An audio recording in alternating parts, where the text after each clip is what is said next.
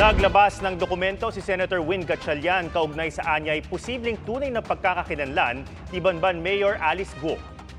Ayon naman sa abogado ni Guo, walang kaugnayan ng alkalde sa sinasabi ni Gatchalian. Saksi si Ivan Mayrina. Sino nga ba si Alice Guo?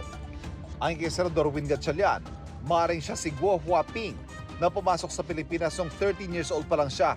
Base yan sa inilabas ni Gatchalian na kopya ng passport at iba pang dokumento mula sa Board of Investments mula raw sa aplikasyon ng pamilya Guo para sa Special Investors Resident Visa o SIRV.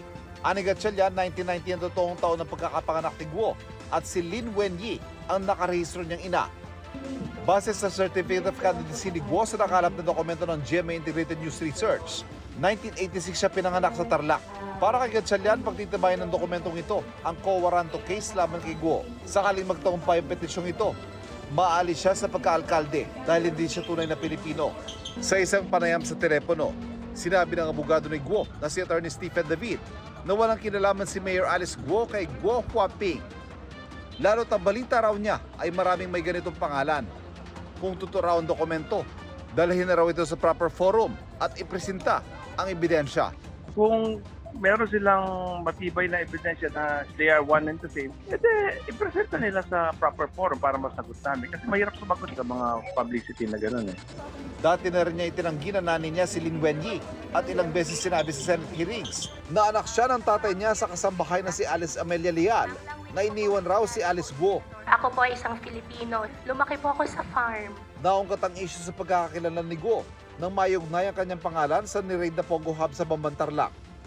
Nauna nang sinabi ng PAOK na sasampahan nila ng reklamong kriminal ang alkalde kaugnay nito. Kanina nagpahatid ng sulat si Guo kay Executive Secretary Lucas Bersamin na siya ring chairman ng Presidential Anti-Organized Crime Commission o PAOK. Just expressing the mayor's intention that she will that she is one with the commission to uncover the truth and for justice to prevail.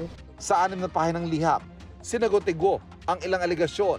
Itinanggi niyang money laundering at pagpapatayo ng Pogo ang layo ng Baofu Land kung saan naging part owner siya.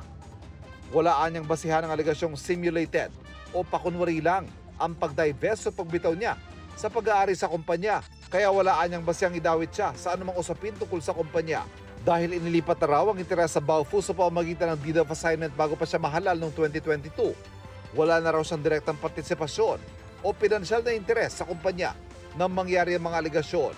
Hindi umano siya tumakbo para protektahan ang personal na interes sa negosyo. Iginit din niyang kulang ang mga elemento para sabihing dawit siya sa human trafficking, kidnapping o money laundering. Iginigit din ni Guo ang presumption of innocence o ang pagiging inosente hanggat walang konkretong ebidensya para patunayan ang paratang. Hindi anya porke mayor ay protektor, kasangkot o kasabwat sa mga krimen sa kanyang nasasakupan. Karaniwan ding anyang naisasagawa ang mga organisadong krimen ng patago. Hindi anya makatarong ang isakdalang isang mayor sa mga ganitong aktibidad nang walang sapat na ebidensya. Wala anya siyang direktang pakikilahok sa pang-araw-araw na operasyon ng mga gaming operator. Ang mga desisyon kaugnay nito ay saklaw umano ng ibang hensya. Tiwala si Guo na mapapatunayang wala siyang kinalaman sa mga aligasyon. Sabi naman ng PAOK, magkokomento sila kaugnay ng liham ng mayor. Oras na mapag-aralan nila ito. Para sa GMA Integrated News, ako si Ivan Mayrina, ang inyong saksi. Mga kapuso, sama-sama tayong maging saksi. Mag-subscribe sa GMA Integrated News sa YouTube at para sa mga kapuso abroad, samahan niyo kami sa GMA Pinoy TV at sa www.gmanews.tv.